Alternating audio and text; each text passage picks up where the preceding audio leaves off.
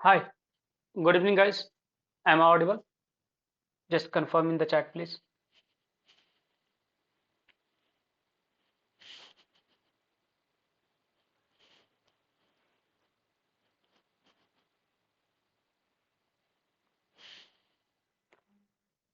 Okay, so we are going to start from the section where we have left yesterday. Like we have covered all the sections related to like form elements such as input fields.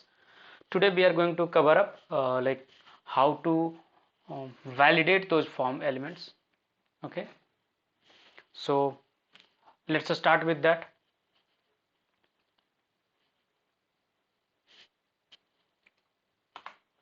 The first thing I am going to say like कि आज हम लोग ये सारे topics cover करेंगे। उसमें पहला है forms, then div elements, then sectioning elements, फिर नेविगेशन बार्स, लेवल element, output element, void element and last media elements. Okay,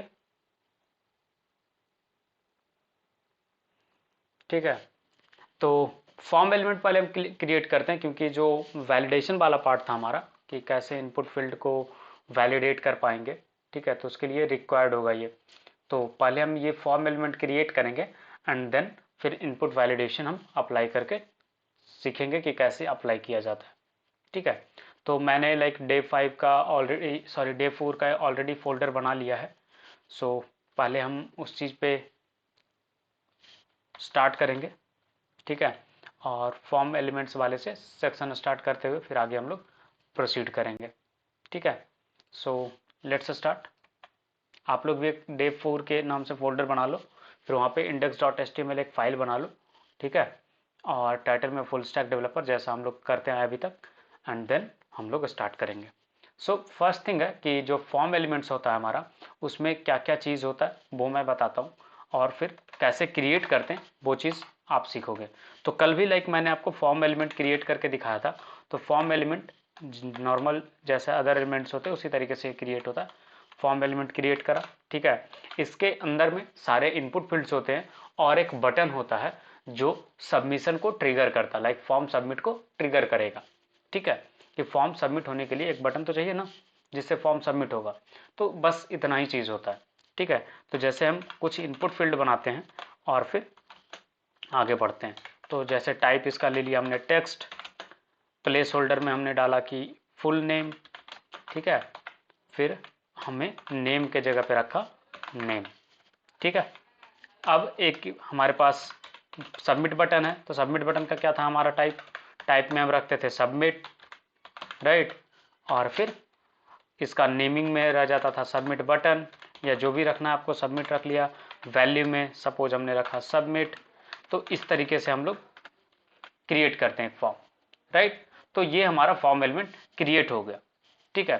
तो अब इसको जैसे ही ओपन इन ब्राउज़र करके आप चेक करोगे, तो लाइक हमारा जब ब्राउज़र ओपन होगा तो जो आउटपुट्स आएंगे वो आपको मैं शो कर रहा हूँ। तो रिफ्रेश करेंगे इसको आप, तो देखो फुल नेम और सबमिट बटन आ चुका है, ठीक है। मैं इसको जूम आउट कर दे रहा हूँ, जूम इन कर रहा हूँ, सो दैट कि आपको क्लियरली विजिबल हो, ठीक है। तो हमने क्या करा, एक इनपुट फील्ड डाला, दूसरा एक सबमिट बटन डाला, ठीक है। तो जब आप एक बेसिक सा चीज़ है, इसमें क्या क्या एट्रीब्यूट होगा वो आप समझने का ट्राई कीजिएगा। फर्स्ट एट्रीब्यूट है वो है आपका कि लाइक इसमें क्या एक्शंस होंगे। एक्शंस मीन्स ये जब सबमिट होगा तो कहाँ जाएगा, ठीक है। तो वो पैरामीटर आप एक्शन एलिमेंट में पास करते हो, ठीक है। जैसे हम यहाँ पे एक सपोज बैकएंड का फाइल क्रिएट करते हैं डे 4 फोल्डर के अंदर, और उसका नाम रखते हैं कंट्रोल प्लस एस से क्रिएट सेव करने वक्त इसका नेम रख लेते हैं हम लोग save dot P H P, ठीक है। ये हमने नाम रखा, ठीक है। अब यहाँ से आपने सपोज कर दिया save dot P H P पे ये फाइल जाएगा, ठीक है। और यहाँ पे पी एच पी आप लोग को नहीं पता है, बस मैं सिंपल सा स्क्रिप्ट एक लिख रहा हूँ। जैसे आप नॉर्मली हेलो वर्ल्ड करते हैं ना प्रिंट, उसी तरीके से इको करेंगे हम। इको से इसमें प्रिंट होता है डेटा सबमिटेड, ठीक है।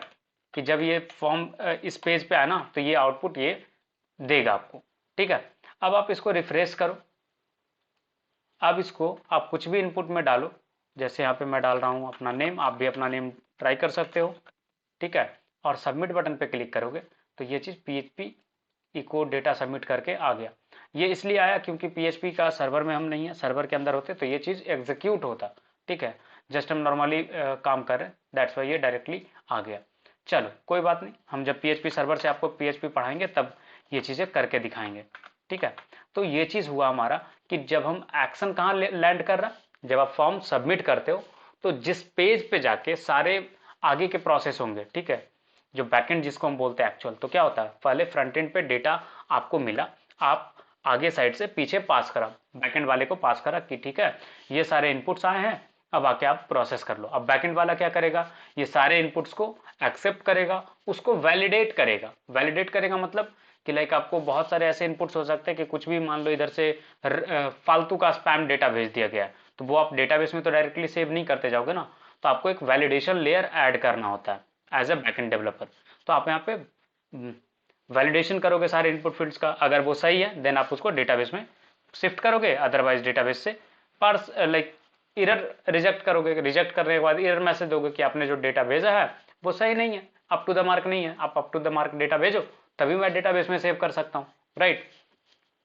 तो ये पूरा कहानी होता है एक्शन पार्ट का। एक्शन एट्रीब्यूट का क्या काम है कि ये किस पेज पे ये फॉर्म सबमिशन को ले जाएगा, उस चीज का यूआरएल यहाँ पे आपको डाला जाता है। ठीक है, ये आपका एब्सोल्यूट यूआरएल भी हो सकता है, रिलेटिव यूआरएल भी हो सकता है। ठीक है, दूसरी चीज आती है टारगेट। जैसे आप कोई भी हाइपर लिंक बना रहे थे तो वहां पे क्या था, टारगेट आप देते थे कि जो सेव होगा तो आउटपुट जो आएगा सेव होने के बाद, जो आगे प्रोसेस हुआ ये सारे एलिमेंट्स का प्रोसेस होने के बाद कहाँ पे आएगा, तो इसी तरीके से जैसे आपका एंकर टैग के थे ना, उसी तरीके से इसमें भी आ जाएगा। तो अगर आप ब्लैंक पास करोगे तो क्या होगा कि जो सेव डॉट पीएचपी था ना, अब देखना वो नए पेज पे ओपन होगा। ठीक है, हम वापिस से आते हैं और यहाँ पे फिर से सबमिट करते हैं। ठीक है,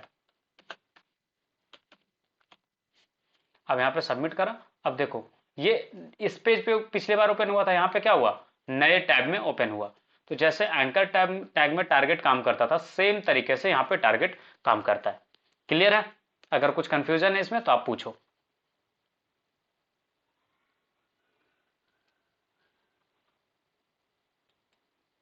कोई कंफ्यूजन?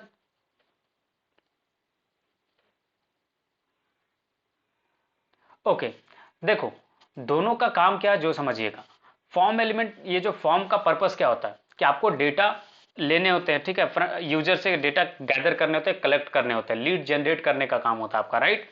तो जो भी डेटा आपका जनरेट हुआ उसको आप डेटाबेस में सेव करके रखोगे ना। बहुत सारे जगह पे टर्म सुना होगा आपने, डेटाबेस डेटाबेस डेटाबेस, ठीक है। या कोई भी चीज आप इनफैक्ट शॉपिंग करने जाते हो तो आप शॉपिंग कार्ट में आइटम्स डालते हो ना, उसको कलेक्ट करते हो। तो जो भी आपके वेबसाइट पे डेटा कलेक्ट होगा उसको कहीं तो आप स्टोर करके रखोगे, और स्टोर करके रखने के लिए आपको कुछ ना कुछ तो लाइक चाहिए होगा, कोई एक मेथड चाहिए होगा ना, जिसके थ्रू आप वैलिडेट कर पाओगे कि हाँ ये डेटा आप सही है या नहीं है। अब पता चला कि नेम में किसी ने नंबर टाइप करके भेजा है, तो क्या आप नंबर को एक्सेप्ट कर लोगे? क्या आपका डेटाबेस में जो डेटा होगा क्या वो सही डेटा होगा? डू यू थिंक कि दैट विल वर्क? नहीं। तो वहां पे एक वैलिडेशन लेयर होता है, तो जो वो वैलिडेशन का पेज होता है ना, उसी पेज पे आप यहां से एक्शन से पास करते हो। ठीक है, जैसे एंकर टैग में क्या होता था कि यूआरएल होता था, आप क्लिक करते थे तो उस पेज पे आप चले जाते थे। ठीक है, अब यहाँ पे क्या होगा कि आप सेम तरीके का प्रोसेस यहाँ पे भी होगा, आप उस पेज पे तो जाओगे, साथ में आप ये फॉर्म के अंदर जो भी इनपुट सबमिट हुए होंगे ना, वो सारे डेटा को आप ले करके जाओगे बंडल को। ठीक है, समझ में आया? एंकर टैग में क्या होता था, आप डायरेक्टली पहुंच जाते थे वहां पे बिना कोई गिफ्ट के। यहाँ पे आप गिफ्ट लेकर के जाते हो, और गिफ्ट में क्या होता है, वो गिफ्ट है आपका सारे इनपुट फील्ड्स के डेटा। ठीक है, जो भी सबमिट किए गए यूजर की तरफ से। जब बैकएंड वाला काम करेंगे तो आपको वहां पे लाइक एक्सेप्ट कैसे करते डेटा को, कैसे वैलिडेट करते, वो भी चीजें हम सिखाएंगे आपको। ठीक है, तो अभी सिर्फ इतना याद रखना, एक्शन में हम वो यूआरएल पास करते हैं जहां पे हमें डेटा को बैकएंड साइड पे प्रोसेस करना होता है। ठीक है, क्लियर है? और टारगेट में जस्ट है कि आउटपुट जो आएगा प्रोसेस होने के बाद, आउटपुट कुछ तो आएगा, डेटा सही है डेटा गलत है, कुछ तो होगा ना आउटपुट। तो वो आउटपुट आपको उसी टैब में चाहिए या नेक्स्ट ओपन हो टैब उसके ऊपर चाहिए, तो वो सारी चीजें आप पास करोगे यहाँ पे। ठीक है, टारगेट वाले पार्ट पे। तो इस तरीके से आप फॉर्म एलिमेंट का काम करते हो। नेक्स्ट आती है बारी आपका मेथड। मेथड में क्या होता है कि आप कौन से पैरामीटर से डेटा भेजना चाहते हो। हर चीज का एक प्रोटोकॉल होता है, उसी तरीके से यहाँ पे दो प्रोटोकॉल है आपको डेटा भेजने का। एक है गेट मेथड, दूसरा है पोस्ट मेथड। ठीक है, डेटा ट्रांसफर करने का कितना मेथड है? दो मेथड, एक है गेट मेथड, दूसरा है पोस्ट मेथड। तो देखो दोनों में डिफरेंस क्या होगा वो समझाता हूं। पहला मेथड मैंने डाला गेट। ठीक है, गेट मेथड में क्या होगा कि आप जो भी डेटा यहाँ पे इनपुट करोगे ना, वो आपका यूआरएल के थ्रू ट्रांसफर होगा।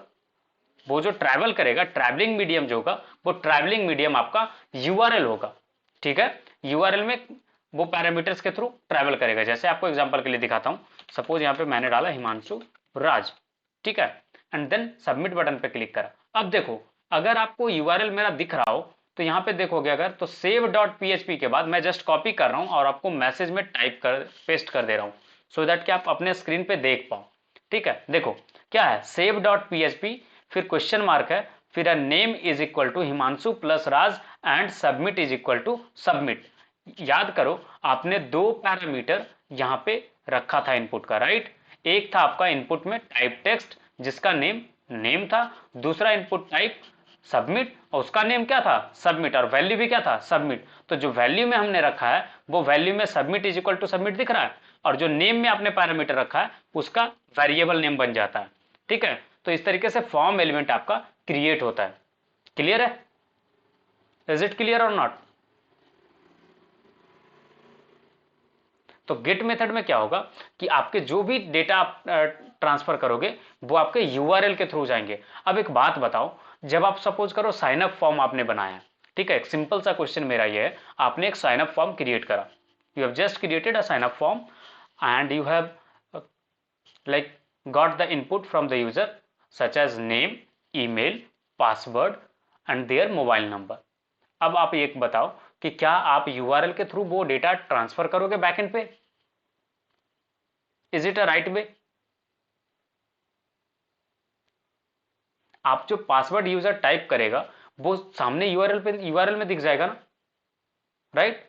तो that's not a secure way to transfer the data which are crucial for the users, right. तो आपको जो भी क्रूशियल डेटा होगा ना वो आपको पोस्ट मेथड से भेजना होगा। ठीक है, और बाय डिफॉल्ट पोस्ट मेथड ही यूज होता है। अगर आप मेथड एट्रीब्यूट नहीं पास करते हो then that will pass as a post request. ठीक है, बाय डिफॉल्ट पोस्ट रिक्वेस्ट ही ट्रांसफर होगा। पोस्ट में क्या होता है कि ये डेटा का पैकेट बनेगा और वो सीक्रेटली लाइक आपको सामने दिखेगा नहीं और वो ट्रांसफर हो जाएंगे। ठीक है, हिमांशु राज पे सपोज अब सबमिट क्लिक करा। अब देखो जो यूआरएल है मेरा, मैं जस्ट कॉपी करके आपको पेस्ट कर रहा हूं यहाँ पे चैट में, सो दैट कि आप देख पाओ। देखो ये जस्ट फाइल का लोकेशन है और सेव डॉट पीएचपी पे यूआरएल मेरा इंड हो चुका है। ऑलराइट, देखो आप लोग चैट पे ओपन करो, स्काइप का चैट, वहां पे मैंने यूआरएल पेस्ट करा है।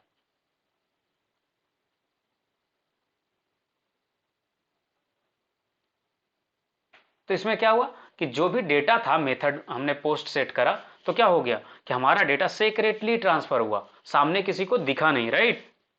तो ये सिक्योर वे होता है डेटा ट्रांसफर का। तो दोनों मेथड समझ में आ गया, गेट भी और पोस्ट भी। क्लियर है या कुछ कंफ्यूजन है तो बताओ।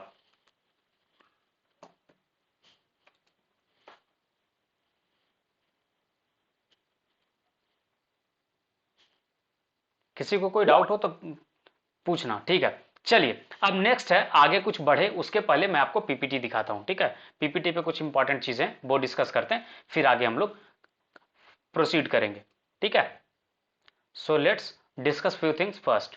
अब देखो, अब इसमें क्या है, एक्सेप्टेड कैरेक्टर सेट, ये तब यूज करते हैं ना जब लाइक आपको इंक्रिप्शन वगैरह ऐड करने होते हैं। ठीक है, या फिर लाइक कोई इनकोडिंग वगैरह है तो बाय डिफॉल्ट ये UTF-8 पे सेट होता है। ठीक है, दूसरा आपका एक्शन जो आपको बता दिया, ऑटो कंप्लीट में क्या होता है कि बहुत सारे फॉर्म पे आपने देखा होगा कि ऑटो कंप्लीट हो जाता है, लाइक सजेशन आपको मिलते हैं और बाय डिफॉल्ट जैसे ही आप क्लिक करते हो वो ऑटो कंप्लीट हो जाता है। तो वो पैरामीटर से आपका ऑटो कंप्लीट ऑन और ऑफ होता है। जैसे यहाँ पे मैं सेट करूं ऑटो कंप्लीट और इसको सेट कर दूं ऑफ, तो अभी तक आपने क्या देखा था कि लाइक जो भी फॉर्म हम लिख रहे थे वो सबमिट होने के लिए लाइक आपको सामने ऑप्शन मिल जाते थे, राइट। सर ये एट्रीब्यूट मेन पार्ट है क्या? Like main part means what you like, आपका क्या मतलब है इससे, आप ये बताओ पहले। देखो हर एलिमेंट का ना अपना अपना एट्रीब्यूट होता है और आपको ना एट्रीब्यूट्स पता नहीं होगा ना तो आप अप्लाई नहीं कर पाओगे। ठीक है। और with the help of attributes you perform various actions, ठीक है। तो ये बेसिक चीज है जो आपको नहीं पता होगा ना, फिर आप गूगल करने बैठोगे कि मुझे फॉर्म सबमिट करना था तो किस यूआरएल पे भेजे, आप गूगल कर रहे हो, गूगल पे बहुत सारे अलग अलग आंसर्स मिलेंगे, ठीक है, तो वो कंफ्यूजिंग हो जाएगा। सो दैट्स वाई मैं एक एक एट्रीब्यूट को आपको क्लियर आउट कर रहा हूँ, सो दैट कि आपको अच्छे से याद रहे और आप इजिली चीजों पे काम कर पाओ। जब आप बैकएंड पे काम करो तो आपको कंफ्यूजन ना हो। और ये एट्रीब्यूट्स काफी इंपॉर्टेंट हो जाते हैं जब आप बैकएंड पे काम कर रहे होते हो या फिर सीएसएस वगैरह पे काम करोगे तो, या जावास्क्रिप्ट पे काम करोगे तो ये चीज इंपॉर्टेंट है। अब देखो तीसरा जो पैरामीटर था हमारा ऑटो कंप्लीट, याद है अभी कुछ देर पहले यहाँ पे नेम सजेशन में आ जा रहे थे, कहां कहां पे यूज होगा, लाइक एट्रीब्यूट्स जो ये सिर्फ और सिर्फ फॉर्म एलिमेंट का है, हर एलिमेंट का अपना अपना एट्रीब्यूट होता है। तो ये जो एट्रीब्यूट्स है ना जो आपको स्क्रीन पे दिख रहे थे वो सिर्फ और सिर्फ फॉर्म एलिमेंट के एट्रीब्यूट्स थे। तो फॉर्म एलिमेंट के एट्रीब्यूट्स क्या क्या हो गए, जो ये पैरामीटर्स हम लोग पास कर रहे हैं ना, एक्शन, एक्शन एक एट्रीब्यूट हो गया, टारगेट एक एट्रीब्यूट हो गया, मेथड एक एट्रीब्यूट हो गया, ऑटो कंप्लीट एक एट्रीब्यूट हो गया, तो ये इसके एट्रीब्यूट है और ये फॉर्म एलिमेंट के साथ यूज होंगे, ठीक है, क्लियर है। ओके, ठीक है। तो याद है आपको यहाँ पे आउटपुट जब हम रीलोड कर रहे थे यहाँ पे जैसे ही टाइप कर रहे थे तो यहाँ पे आपको कुछ सजेशंस आ रहे थे, राइट, मैंने हिमांशु राज लिखा था वो सजेशन आ रहा था, राइट। जैसे ही मैंने ऑटो कंप्लीट ऑफ करा देखो सजेशन आने बंद हो गए हैं, आपने इस चीज को नोटिस करा, यहाँ पे अब सजेशंस नहीं आ रहे, ऑटो कंप्लीट मैंने ऑफ कर दिया तो सजेशंस नहीं आ रहे हैं, ठीक है। तो ये फॉर्म में आप सेट कर सकते हो, ये आपके कंट्रोल में होता है, ठीक है, कि आप उसको रखना चाहते हो या नहीं रखना चाहते हो, ठीक है ना। तो जैसे अभी मैं सेट कर दूंगा इसको कि ऑटो कंप्लीट को मैं ऑन कर दे रहा हूँ, बाय डिफॉल्ट ये ऑन रहता है, अगर मैं इसको ऑन कर दे रहा हूँ अब देखना आप इसका क्या इफेक्ट होता है। ऑटो कंप्लीट मैंने ऑन करा, अब देखो इसका आउटपुट हम देखते हैं, जस्ट रिफ्रेश करेंगे ब्राउजर को और देखेंगे कि क्या आउटपुट आ रहा है। देखो अब यहाँ पे सजेशन फिर से आने लग गए, आने लगे या नहीं आने लगे, डिफरेंस समझ में आया ऑटो कंप्लीट ऑन ऑफ में क्या होता है।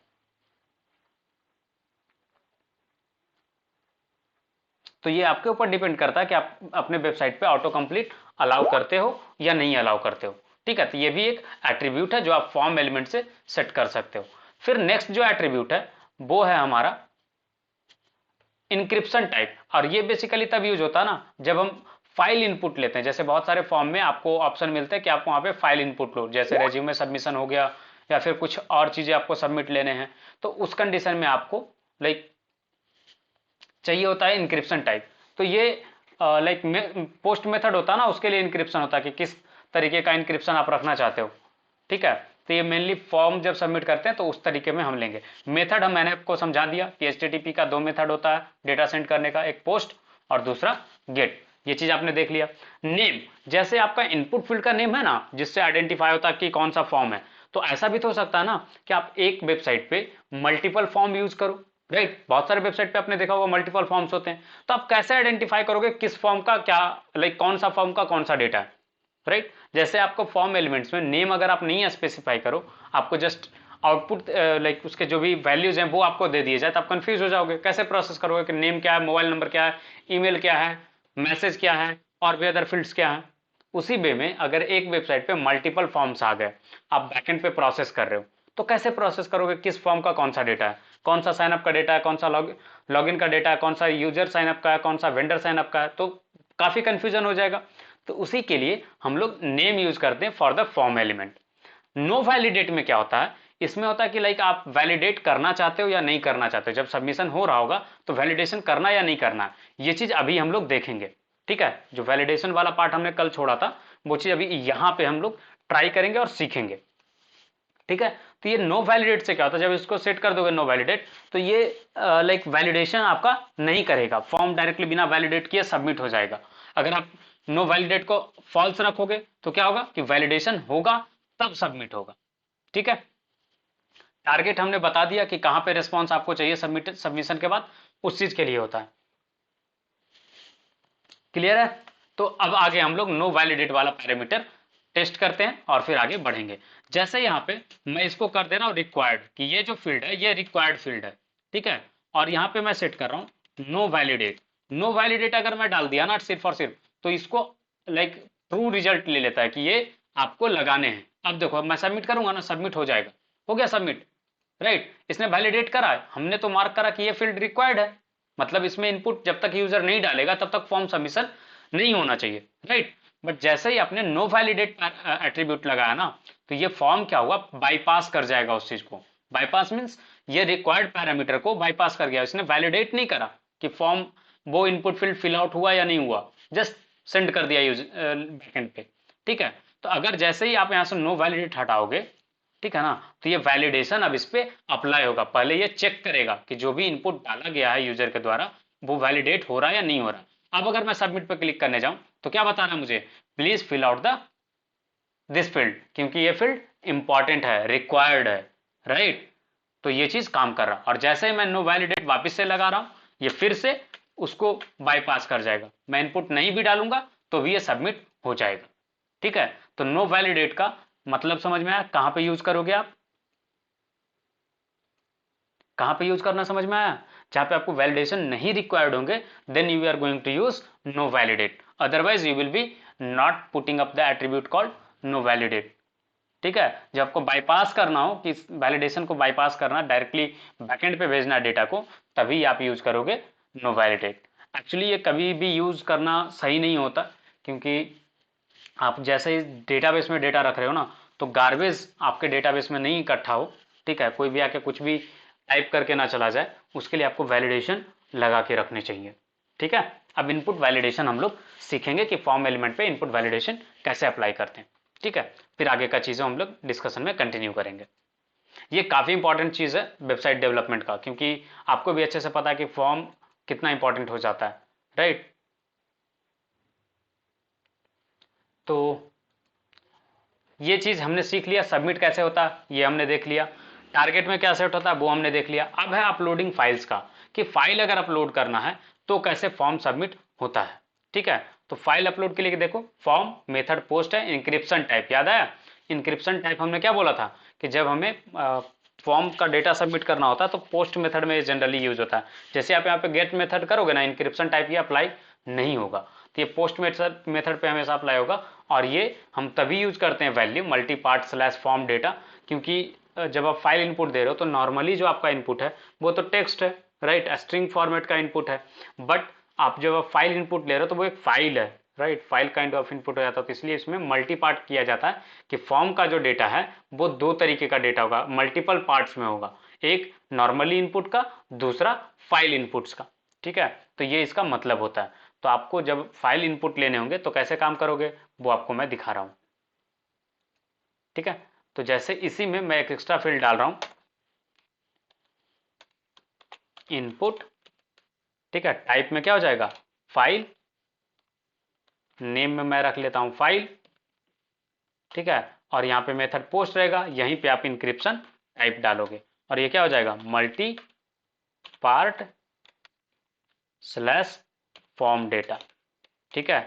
और इस तरीके से आप फाइल इनपुट को पास कर सकते हो बैकएंड पे। अभी इसका कुछ आउटपुट मैं दिखा नहीं पाऊंगा कि क्या आउटपुट आता है, वो चीज़ जब हम बैकएंड अप्लाई करेंगे तो आपको समझ में आएगा, वहाँ पे आप देख पाओगे कि हाँ कैसे काम करता है। अभी सबमिट करोगे जस्ट सबमिट हो जाएगा, ठीक है। और फाइल इनपुट पे आप रिक्वायर्ड डाल दोगे तो उसी तरीके का वैलिडेशन लग जाएगा, कि जब तक आप फाइल नहीं चूज करोगे तब तक आगे आप नहीं बढ़ पाओगे। जैसे यहाँ पे मैंने लगा दिया रिक्वायर्ड, ठीक है। और नो वैलिडेट हटा देते हैं, सो दैट कि बाईपास ना करे उस चीज़ को, वैलिडेशन करे। अब देखो वैलिडेशन करेगा तो क्या होगा, जैसे आप रिफ्रेश करोगे ब्राउजर को, तो आपको जब आप सबमिट करने जाओगे तो ये एरर देगा। पहले क्या बोला, पहले आप ये फील्ड भरो, चलो ये हमने भर दिया। अब ये जैसे ही सबमिट करने जाओगे तो क्या बोला, प्लीज सेलेक्ट अ फाइल। तो इस तरीके से आपका फाइल इनपुट का वैलिडेशन काम करेगा, ठीक है। तो रिक्वायर्ड वाला जो पैरामीटर आप देखते हो ना, बहुत सारे वेबसाइट पे आप फिल आउट करते हो फॉर्म, बहुत सारे रिक्वायर्ड फील्ड होते होंगे, आपने गलती से मिस कर जाते होगे, और सबमिट बटन पे क्लिक करते हो तो आपको बताता होगा आपने बहुत सारे रिक्वायर्ड फील्ड को नहीं फिल आउट करा, राइट। इस तरीके का मैसेज आप लोग को मिला है, बहुत सारे वेबसाइट पे आपने एरर इस तरीके के पाए होंगे जब आप साइन अप कर रहे होगे या फिर रजिस्टर कर रहे होगे। Then have you got this kind of error और नॉट,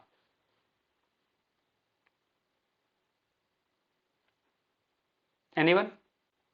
आप लोग इतने स्मार्ट हो, आप लोगों को कोई एरर नहीं मिला, सही है फिर, ओके। तो यहां तक हमारी कहानी क्या थी, कि हमने सीखा कि कैसे फॉर्म एलिमेंट पे चीज़ें होती हैं, राइट। अब हम लोग इस पे वैलिडेशन का देखेंगे कि कैसे वैलिडेशन काम करता है। तो पहला चीज़ था हमारा रिक्वायर्ड वाला चीज़। वैलिडेशन में जो यूज होता है रिक्वायर्ड, वो आपने देख लिया कि कैसे रिक्वायर्ड वाला चीज़ अलाउड होता है, ठीक है। दूसरा है कि बहुत सारे जगह पे आपने देखा होगा कि 8 से 10 कैरेक्टर का सिर्फ अलाउड होता है इनपुट टाइप टेक्स्ट। अब आपने अलाउ करा है कि नेम है जो ये यूजर नेम है, और एक बंदा जो यूजर नेम है वो मिनिमम उसको 4 कैरेक्टर का यूजर नेम रखना होता है, और मैक्स लेंथ जो ये यूजर नेम का वो रख सकता है वो 8 है, ठीक है। आप एक वेबसाइट बना रहे हो जहां पे आप यूजर को अलाउ कर रहे हो कि वो अपना यूजर नेम खुद से चूज कर सकता है, और आपने कंडीशन लगाया है कि जो यूजर नेम वो चूज करेगा उसका मिनिमम लेंथ जो है वो क्या होना चाहिए, 4 कैरेक्टर, और मैक्सिमम लेंथ 8 कैरेक्टर। तो आप इस तरीके से वैलिडेशन लगाओगे फ्रंट साइड पे। आप बैकएंड पे भी वैलिडेट कर सकते हो कि जब ये यूजर सबमिट करेगा डेटा, देन आप सेव डॉट पीएचपी पे प्रोसेस करो कि इसका लेंथ जो है स्ट्रिंग लेंथ, जैसे आप नॉर्मली किसी भी प्रोग्रामिंग लैंग्वेज में निकालते हो उसी तरीके से आप स्ट्रिंग लेंथ कैलकुलेट करो, एंड देन फिर फाइंड आउट करो कि यूजर सही इनपुट डाला है कि नहीं डाला। फिर बैकएंड से आप गाली दोगे तो ये गलत बात है। उससे बेहतर है कि लाइक आप फ्रंट साइड पे यूजर को बता दो कि भाई आप जो करने जा रहे हो वो सही नहीं है, राइट। तो जैसे ही आप यहाँ पे सबमिट करोगे देखो क्या होगा, हिमांशु राज दोनों इंपॉर्टेंट फील्ड है तो फाइल भी चूज कर लेते हैं, एंड देन आगे आपको बताते हैं कि एरर कैसे जाएगा। जैसे ही सबमिट करा देखो एक चीज हमने मिस कर दिया, इसमें रिक्वायर्ड पैरामीटर नहीं डाला था, ठीक है। तो इसमें रिक्वायर्ड पैरामीटर मैं डाल दे रहा हूँ पहले, ये भी रिक्वायर्ड है। चल अब रिफ्रेश करते हैं और सेव करते हैं चीजों को। ओके, देखो एक्चुअली ये मिनिमम लेंथ और मैक्सिमम लेंथ काम ऐसे करता है कि जहां पे आपको रिक्वायर्ड हो कि आपको मिनिमम जो लेंथ है कैरेक्टर का वो 4 कैरेक्टर आपको इनपुट लेने हैं, और मैक्सिमम 8 कैरेक्टर ये अलाउ करना, ऐसा कंडीशन होता है ना बहुत सारी जगह पे। जैसे आप किसी भी साइट पे बना रहे हो जहाँ पे यूजर नेम अलाउड है यूजर का, अब यूजर नेम वो 200 लाइन का लिखे तो वो सही रहेगा क्या, नहीं ना। तो आप एक पर्टिकुलर कैरेक्टर लिमिट डिसाइड करते हो कि आप इसी कैरेक्टर लिमिट में यूजर नेम रख सकते हो, या कम से कम इतना कैरेक्टर लिखो, राइट। जैसे ट्विटर पे ट्वीट करता है कोई भी, तो याद है वहां पे कैरेक्टर लेंथ का लिमिट है कि आप इससे ज्यादा लंबा ट्वीट नहीं लिख सकते, होता है या नहीं होता है। किसी ने ट्विटर यूज करा है? यस। तो उस तरीके का कैसे आप लगाओगे वैलिडेशन, तो यही वो पैरामीटर है जिससे आप वो चीज करते हो, ठीक है। क्लियर है, कहां पे यूज करोगे, समझ में आया यूज केस। चलो अब यूजर नेम में अब टाइप करना मैं स्टार्ट किया हूं, MNSHU।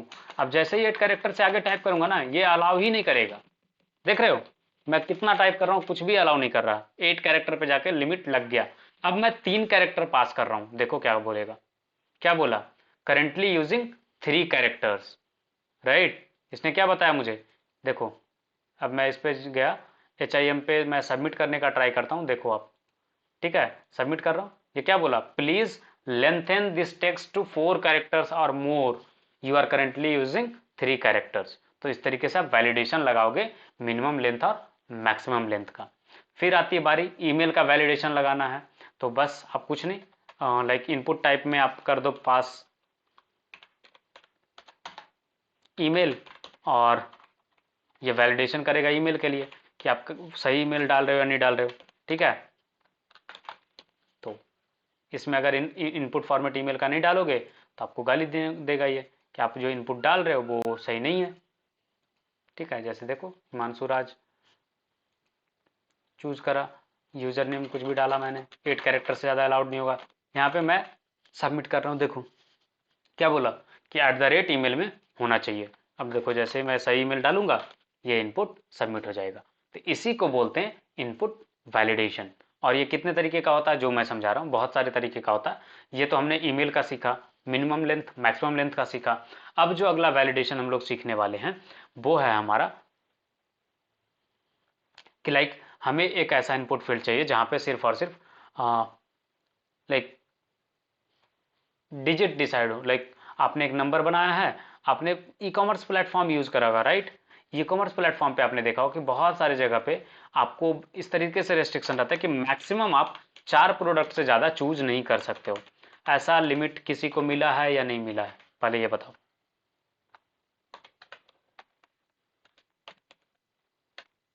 ऐसा आपको मिला या नहीं मिला कि आप कोई प्रोडक्ट ऑर्डर कर रहे हो और आपको वहाँ पे बताता है कि आप मैक्सिमम जो है लाइक 4 प्रोडक्ट ही ले सकते, उससे ज़्यादा नहीं कर सकते, राइट। तो उस तरीके का चीज़ कैसे क्रिएट करोगे आप? तो मिनिमम सपोज 0, क्योंकि वहाँ पे तो आप माइनस में तो क्वांटिटी चूज कर नहीं सकते, और नंबर इनपुट क्या होता है, माइनस में भी वैल्यू आपको अलाउ कर देता है। तो मिनिमम आप सेट करोगे 0 और मैक्स में आप सेट करोगे 4, ठीक है। और ई कॉमर्स का बना रहे हो तो मिनिमम 0 भी नहीं होगा, मिनिमम तो 1 होगा। एक तो क्वांटिटी होना चाहिए यार, लाइक 0 क्वांटिटी कैसे आप ऑर्डर करवाओगे? ठीक है,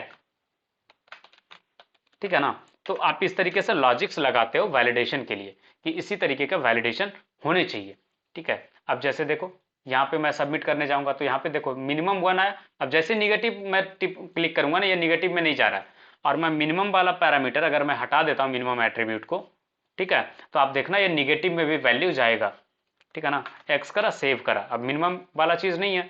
अब देखो ये वैल्यू जो है नंबर इनपुट का वो निगेटिव में भी चला जाएगा, देखो चला गया। तो निगेटिव में तो क्वांटिटी ले नहीं सकते, राइट। तो इस तरीके का वैल्यू अगर इनपुट गलती से यूजर से नीचे वाला पे क्लिक हो जाता है और निगेटिव में वैल्यू आ जाता है, तो क्या आप निगेटिव वैल्यू कैसे प्रोसेस करोगे, राइट। एज ए डेवलपर आपके पास इस तरीके का वैल्यू आ जाएगा तो आप कैसे प्रोसेस करोगे, प्रॉब्लम है, राइट। तो आप रेस्ट्रिक्ट कर दोगे कि आप मिनिमम 1 चूज कर सकते हो और मैक्सिमम 4। अब देखो 4 से ज्यादा मैं जाऊंगा तो ये अलाउ ही नहीं करेगा। 4 से ज्यादा मैं क्लिक किया, अब देखो जैसे सबमिट करने जाऊंगा ना, ये मुझे गाली देगा, बोलेगा कि आपको अलाउड था 4, आपने कुछ भी लेकर के आ गए हो, आप ये गलती नहीं कर सकते, you are not allowed to do that. देखो क्या बोला, value must be less than और इक्वल टू 4। तो इस तरीके से आप लगाते हो लाइक रेंज का वैलिडेशन। फिर आती बारी पैटर्न मैचिंग। पैटर्न मैचिंग में क्या होता है, रेजेक्स का आपने नाम सुना होगा बहुत बारी, रेजेक्स एक्सप्रेशन, राइट। तो उस तरीके का आपको अगर लगाने हैं वैलिडेशन तो आप क्या करते हो, पैटर्न में लगाते हो। जैसे आपको पैटर्न होते हैं बहुत सारे, लाइक नंबर ले रहे हो इनपुट, मोबाइल नंबर, तो आपको 10 कैरेक्टर अलाउड है या फिर कुछ और चीज़ें हैं, तो उस तरीके से आप लेते हो। तो जैसे सपोज करो यहाँ पे टाइप मैंने नहीं डाला, नॉर्मल टेक्स्ट इनपुट है, ठीक है, और नेम में मैं ले रहा हूँ कि यहाँ पे मोबाइल नंबर अलाउड होंगे, ठीक है। और मोबाइल नंबर के लिए मैं क्या कर रहा हूं कि इसमें पैटर्न मैंने डाल दिया, ठीक है, कि सिर्फ और सिर्फ डिजिट अलाउड होंगे, ठीक है, सारे डिजिट्स। अब डिजिट्स अलाउ होंगे, और टाइटल में मैंने लिख दिया प्लीज, जो भी आप टाइटल में लिखोगे ना वो इरर में आपको डिस्प्ले करेगा एक्चुअली, ठीक है ना। Please enter a valid mobile number. अभी तक क्या हो रहा था कि जो बाय डिफॉल्ट सेट है वही चीज आप लिख रहे थे ना, बाय डिफॉल्ट इरर आपको आ रहा था, राइट। अभी आपका कस्टम इरर आएगा, जो आपने टाइप करा ना वो इरर आएगा। देखो कैसे, हिमांशु राज चूज करा एक फाइल, ठीक है, यूजर नेम डाला, ईमेल में समथिंग डाला, क्वांटिटी चूज करा 1। अब यहाँ पे मैं यहाँ पे टेक्स्ट टाइप करता हूँ, ठीक है। अब देखो क्या बोलेगा, please match the requested format, और यहाँ पे क्या बता रहा है, please enter a valid mobile number, जो आपने मैसेज डाला था याद है टाइटल में, please enter a valid mobile number आ गया इधर में। तो आप इस तरीके से कर सकते हो। अब आती बारी की लाइक आप मोबाइल नंबर का पैटर्न देखोगे तो ये भी तो अलाउ कर सकते हो ना, कि कोई बंदा अगर 3 से मोबाइल नंबर स्टार्ट कर रहा है, या फिर सपोज करो वो 0 या 1 से स्टार्ट कर रहा है, तो उस तरीके का चीज़ें भी आप वैलिडेशन में डाल सकते हो कि यार 6 से ऊपर का लिखो, या इस तरीके का जो भी चीज़ है आप वहाँ पे कर सकते हो। फिर आपको कल आपको एक सिखाया था वैलिडेशन कि आपको सिर्फ इमेज चाहिए तो आप इमेज वाला चीज़ लगाते हो, अगर आपको फाइल चाहिए तो आप उस तरीके का फाइल लगाते हो, राइट। तो वो भी एक वैलिडेशन का पार्ट था, क्लियर है। तो ये थे हमारे इनपुट फॉर्म के वैलिडेशंस।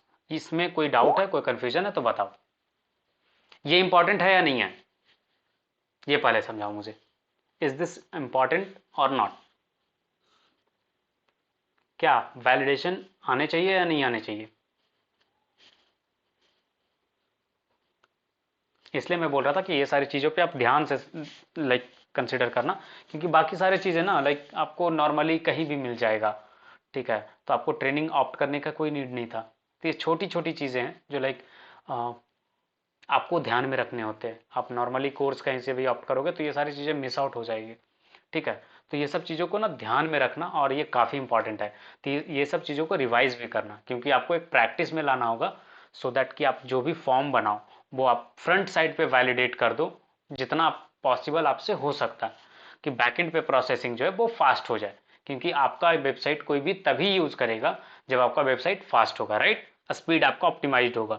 तो ये सारे पे ये छोटे छोटे पैरामीटर्स काफ़ी इफेक्टिव होते हैं कि आप फ्रंट साइड पे वैलिडेट कर दिए तो बैकएंड पे क्या होगा, थोड़ा बहुत चेक करेगा कि लाइक जो इनपुट आ रहा है वो सही आ रहा है नहीं आ रहा, राइट, और वो डेटाबेस में सेव करेगा, फटाक से आपको मैसेज करेगा कि हाँ सही डेटा था, मैंने डेटाबेस में सेव कर दिया, ठीक है। तो जैसे नॉर्मल ऑफिस में काम होता है ना, तो एक पर्सन से दूसरे पर्सन पे ट्रांसफर होता है वर्क, और फिर उस तरीके से प्रोसेसिंग होता है ना नॉर्मल जनरल लाइफ में, जो रियल लाइफ में प्रोसेसिंग होता है, उसी सेम पैटर्न पे आप वेबसाइट पे प्रोसेसिंग करते हो। बस डिफरेंस इतना है ना कि यहाँ पे इंसान वो चीज़ को प्रोसेस कर रहा होता है, वहाँ पे सिस्टम आपके लिए प्रोसेस करेगा, ठीक है। तो सिस्टम भी तो लाइक इंसान ने बनाया ना, सारे लॉजिक्स तो आपके ही होते हैं। आप जैसे डेली लाइफ में डिसीजंस लेते हो, वैसे ही डिसीजन आपको वहाँ पे लेने होंगे, राइट। जैसे आपको कोई फॉर्म फिलअप करके दे, फिजिकल फॉर्म, ठीक है, जो पहले होता था एडमिशन फॉर्म फिल आउट करते थे आप, आज वही एडमिशन फॉर्म ऑनलाइन है, राइट। तो आपका वो फॉर्म फिलअप जो आप करते थे उसका वेरिफिकेशन होता था ना कि आपने जो फॉर्म फिलअप करा वो सही फिलअप करा या नहीं करा।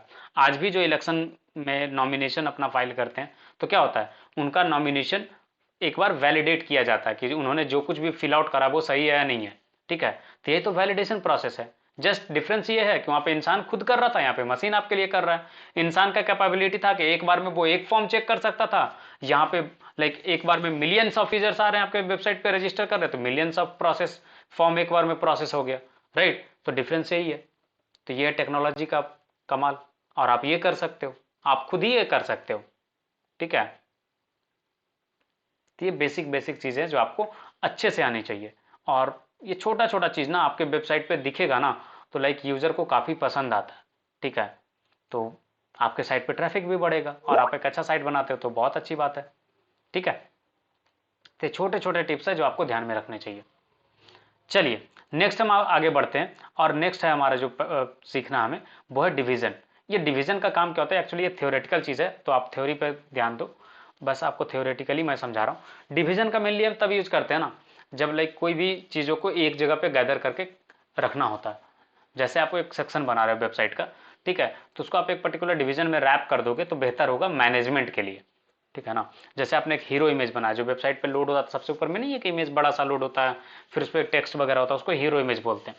तो वो एक सेक्शन है, तो उसको आप क्या करोगे, एक साथ रखोगे उसका कोड तो बेहतर होगा। जब आप फ्यूचर में कभी एडिट करने आते हो या कोई अपडेट करने आते हो तो आप उसको इजिली ग्रुप में रहेगा तो आपके लिए बेहतर हो जाएगा एडिट करना। या फिर आप उसको छोटे छोटे सब सेक्शंस में डिवाइड करोगे तो आपके लिए और बेहतर हो जाएगा, ठीक है। तो जैसे आप नॉर्मली घर पे जो अरेंजमेंट्स करते हो ना, छोटे छोटे चीज़ों को अरेंज करते हो, ठीक है, कि बुक्स हैं तो बुक साइड पे आप बुक्स सारे अरेंज करते हो, कॉपी है तो कॉपी को एक साइड पे अरेंज करते हो, सिमिलर मैनर में आप यहाँ पे वेबसाइट पे चीज़ों को अरेंज करोगे। और वो सारे ग्रुप्स को ना, जैसे ग्रुप को क्या करता है लोग कि लाइक टाइप करके रखता है, कोई अलग अलग मेथड होता है, तो सेम उसी तरीके से आप डिवीजन में रैप करके रखोगे। यहाँ पे टर्म जो यूज होता है वो रैप होता है कि आप उसके अंदर सारे चीज़ों को रख रहे हो, ठीक है। तो ये रैप करोगे आप डिवीजन के अंदर, वो मैं एग्जांपल्स आपको दिखाऊंगा जब हम लोग वेबसाइट बनाएंगे ना, तो वहाँ पे मैं आपको एक एक चीज़ को पॉइंट आउट करूंगा कि हाँ ये चीज़ था। दूसरी चीज़ ये आपको ध्यान में रखनी है कि डिवीजन जो है, डिवीजन के अंदर डिवीजन, डिवीजन के अंदर डिवीजन बनते चला जाता है, बट आपको ये ध्यान में रखना कि आपको ज़्यादा डीप में लाइक ज़्यादा डीप नेस्टेड लूप नहीं बनाना। नेस्टेड आप बना दोगे ना ज़्यादा डीप, तो वो प्रोसेस करने में ब्राउज़र को काफ़ी टाइम लगता है और आपके वेबसाइट को सही रैंकिंग नहीं देगा, वो सही प्रैक्टिस नहीं माना जाता है। तो इस चीज़ का आपको ध्यान रखना है कि ज़्यादा डीप में नेस्टेड नहीं जाना है डिवीजन में, ठीक है। नेक्स्ट है हमारा सेक्शनिंग एलिमेंट्स। सेक्शनिंग का काम तब आता है जब आप लाइक वेबसाइट को बनाओगे, पूरा एक फुल वेब पेज डिजाइन करोगे तो उसमें बहुत सारे सेक्शंस होते हैं, ठीक है। जैसे नेविगेशन का हो गया तो उसको नैव एलिमेंट बोलते हैं, फुटर का फुटर एलिमेंट बोलते हैं, और ये सब ना फुटर की तरह यूज होता है। इसका सारा टैग मैं दिखाता हूँ आपको, आर्टिकल का आर्टिकल एलिमेंट, मेन का मेन एलिमेंट, हेडर का हेडर एलिमेंट, सेक्शन का सेक्शन एलिमेंट, और इसको यूज कैसे करते हैं ना वो मैं पहले आपको दिखाता हूँ, फिर आगे हम लोग बढ़ेंगे, ठीक है। इसका एलिमेंट का टैग क्या होता है वो आप ध्यान में रखना। चलो तो इंपॉर्टेंट टैग्स जो है वो कंसिडर करते हैं पहले। तो पहला क्या था, नैव वाला, राइट, नैव एलिमेंट। तो नैव एलिमेंट जो है वो आपका इस तरीके से होता है, नैव, ठीक है। और इसमें हमेशा आप नेविगेशन के ही चीज़ें रखना। ये ऐसा नहीं कि नैव एलिमेंट आपने बनाया और इसमें आप कोई और भी कंटेंट रख रहे हो, तो ये सही प्रैक्टिस नहीं माना जाता है, और इसको बार बार यूज़ नहीं किया जाता। ये पूरे वेबसाइट में एक बार यूज़ होता है, क्योंकि पूरे वेबसाइट का एक ही नेविगेशन बार होता है ना हर पेज पे, इंडिविजुअल पेज की मैं बात कर रहा, पूरा वेबसाइट मतलब आप सारे पेजेस कंसीडर मत करना, एक वेबसाइट के एक पेज पे। सपोज आप होम पेज पे हो, तो होम पेज पे नेविगेशन जो होगा वो एक ही होगा जो सबसे ऊपर होता है, राइट। तो नेविगेशन का एलिमेंट इस तरीके से बनता है। फिर हमारा था आर्टिकल, राइट। तो आर्टिकल एलिमेंट जो है ये हम यूज करते हैं जब ब्लॉग वगैरह का बनाओगे ना, या सोशल मीडिया का वेबसाइट आप बना रहे होगे, तो वहाँ पे पोस्ट यूज होता है, राइट। पोस्ट या ब्लॉग्स या न्यूज वाले में, तो वहां पे आप आर्टिकल यूज करोगे और इसी के अंदर पूरा आर्टिकल के चीजों को रैप करोगे, अगर उसका इमेज हो, उसका टेक्स्ट हो, उसका हेडिंग हो, या कुछ भी हो, ठीक है। तो वो सारा चीज आप आर्टिकल एलिमेंट के अंदर रैप करोगे। नेक्स्ट था हमारा फुटर। फुटर का क्या काम होता है, फुटर में जो हमारा सबसे नीचे में जो सेक्शन होता है ना उसको फुटर बोलते हैं। मैं आपको अभी एक लाइव वेबसाइट खोल करके सारी चीजें दिखाता हूँ। तो फुटर को फुटर एलिमेंट में रैप किया जाता है और ये चीजें बार बार रिपीट नहीं की जाती। अगर आपके वेबसाइट पे बहुत सारे आर्टिकल्स हैं देन आप आर्टिकल रिपीट कर सकते हो, बट नेविगेशन और फुटर ये सिंगल यूज है। और ध्यान रखिएगा आर्टिकल भी आप आर्टिकल के लिए ही यूज कीजिएगा, ऐसा नहीं कि आर्टिकल के लिए लाइक किसी और चीज के लिए कोई और चीज यूज कर रहे हैं। अब हर पेज तो आपका ब्लॉग पेज होगा नहीं, ठीक है। तो उस जगह पे आप यूज करोगे मेन एलिमेंट, जिसमें आप वेबसाइट का मेन जो एलिमेंट्स होगा वो आप रखोगे। ये चीज मैं फॉर्म करके भी दिखाऊंगा कि कैसे आपको वेब पेज रखना चाहिए होता है, ठीक है। तो मेन के अंदर आपका जो भी वेबसाइट का मेन कंटेंट होगा वो आप डालोगे। उसी तरीके से एक आता है हेडर एलिमेंट। हेडर एलिमेंट में क्या होता है कि जो सबसे ऊपर में बार बार चीजें रिपीट होती है ना हेडर्स में, उसको आप रखते हो और हेडर के लिए यूज होता है हेडर टैग, ठीक है। तो ये टैग है हेडर के लिए, और हेडर भी पेज में एक ही बार यूज होता है और वो भी सबसे टॉप पे, ठीक है। नेक्स्ट है हमारा सेक्शन। सेक्शन का क्या है कि जैसे जैसे आप सब सेक्शन में तोड़ते हो ना वेबसाइट को, लाइक मल्टीपल सेक्शंस में आपने डिवाइड करा वर्क को, तो उस तरीके से सेक्शन को आप मल्टीपल टाइम यूज कर सकते हो। तो क्या क्या मल्टीपल टाइम यूज कर सकते हो, section and article.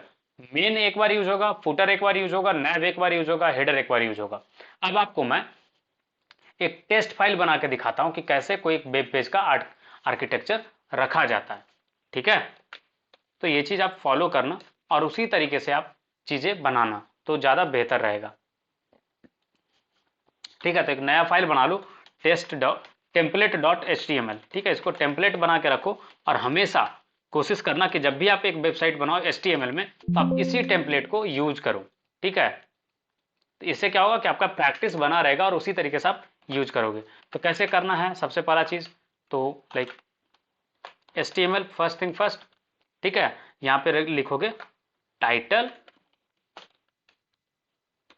Of the web page, ठीक है। मैं कमेंट भी ऐड करते जा रहा हूं सो दैट कि आपके लिए एक अच्छा सा मेथड बन जाए, ठीक है। उसके बाद नेक्स्ट आपका क्या होगा,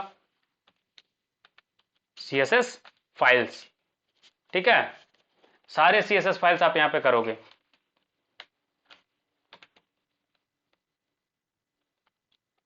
add your CSS files here, ठीक है। आप यहां पे CSS फाइल्स डालोगे। बॉडी एलिमेंट जहां पे क्लोज हो रहा होता है वहां पे डालते हैं सारा जावास्क्रिप्ट फाइल, ठीक है।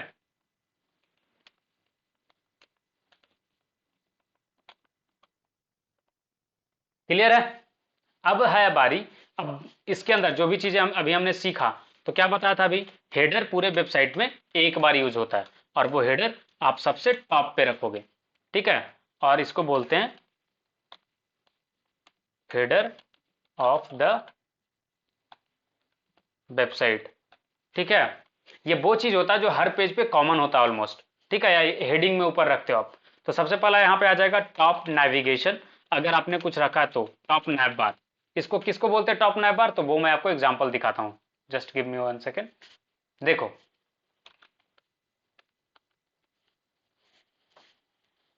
ये जो ऊपर में दिख रहा है एक पतला सा स्ट्रिप, राइट, जिसमें मोबाइल नंबर, ईमेल, ये सारी चीजें हैं, इसको बोलते हैं टॉप नैव बार, ठीक है। ये जो है स्ट्रिप व्हाइट वाला जिसपे लोगो है और सारे मेन्यूज हैं, इसको बोलते हैं टॉप नेविगेशन, ठीक है। और ये बीच वाला जो कंटेंट हो गया पूरा, इसको मेन वाला कंटेंट कंसिडर करते हैं, ठीक है। और सबसे बॉटम पे जो ये वाला एरिया है इसको बोलते हैं फुटर, ठीक है। तो ये चीज कैसे बनाएंगे, यहाँ पे वो देखे टॉप नैव बार यहाँ पे डालोगे, ठीक है। टॉप नैव बार के बाद क्या होगा, नैव बार हेयर, और नैव बार किसके अंदर रैप्ड होगा, वो आपका नैव एलिमेंट के अंदर होगा, ठीक है, याद रखिएगा। क्लियर है?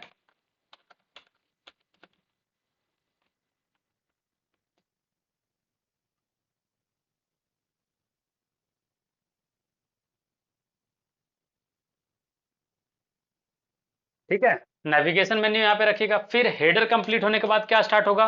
Main, right. और इसमें हो जाएगा आपका पूरा पेज का कंटेंट।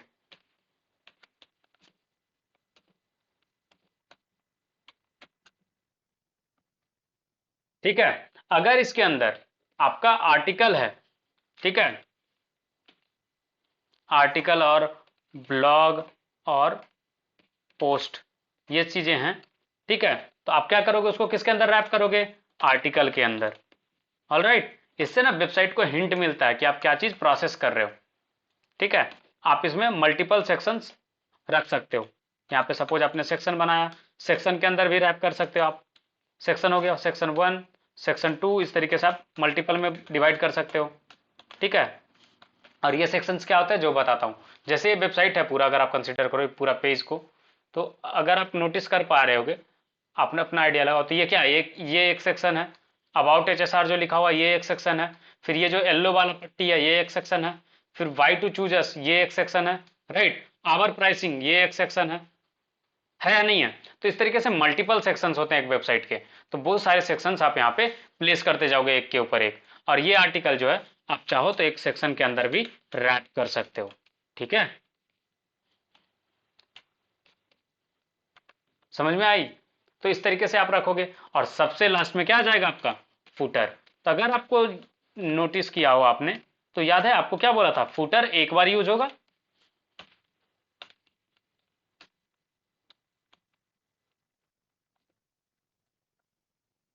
फुटर एक बार यूज होगा, नेविगेशन बार एक बार यूज होगा, हेडर एक बार यूज होगा। देखो, हेडर एक ही बार यूज हुआ, नैव एक ही बार यूज हुआ, मेन एक ही बार यूज हुआ, फुटर एक बार यूज हुआ। बाकी जो आर्टिकल है, सेक्शन है, ये सारी चीजें रिपीट होती हैं। तो ये इस तरीके से आप काम करते हो और इसी तरीके से सेक्शनिंग करते हो आप पूरे वेबसाइट का।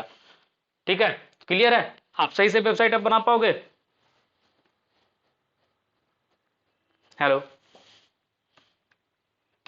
कोई तो रिस्पॉन्स करो यार, लाइक सब साइलेंट हो गया। समझ में आई या नहीं आई, ये बताओ पहले। चलो आगे बढ़ते हैं। नेक्स्ट है हमारा नेविगेशन बार। ठीक है,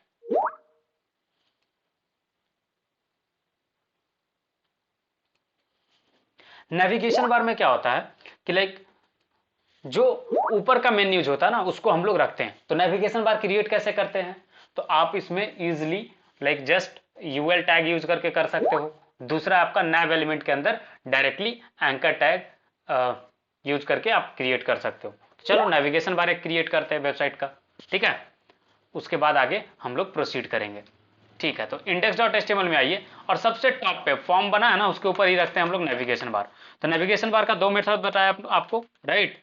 नैव के अंदर क्या करोगे, डायरेक्टली एंकर टैग यूज कर करके आप बना सकते हो। HREF में हम लोग फिलहाल हैशटैग डाल देंगे क्योंकि अभी कुछ भी नहीं रखना है। ठीक है ना। और यहाँ पे सपोज हमने लिखा होम। ये क्या होता है ना, anchor tag by default display जो होता है इनलाइन होता है। इनलाइन मतलब एक के बगल में एक आपका आते जाएगा। ठीक है, होम हो गया, इसको कर दो अबाउट अस। ठीक है, और तीसरा हमने रखा कॉन्टैक्ट। तो इस तरीके से आप नेविगेशन क्रिएट करते हो।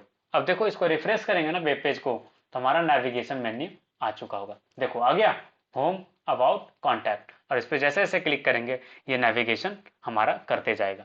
ठीक है, अब इसके बीच में थोड़ा सा स्पेस दे देते हैं सो दैट कि लाइक ये क्लियर दिखे। तो यहाँ पे 2 बार BR टैग यूज कर लो सो दैट कि थोड़ा सा डिफरेंस आ जाए।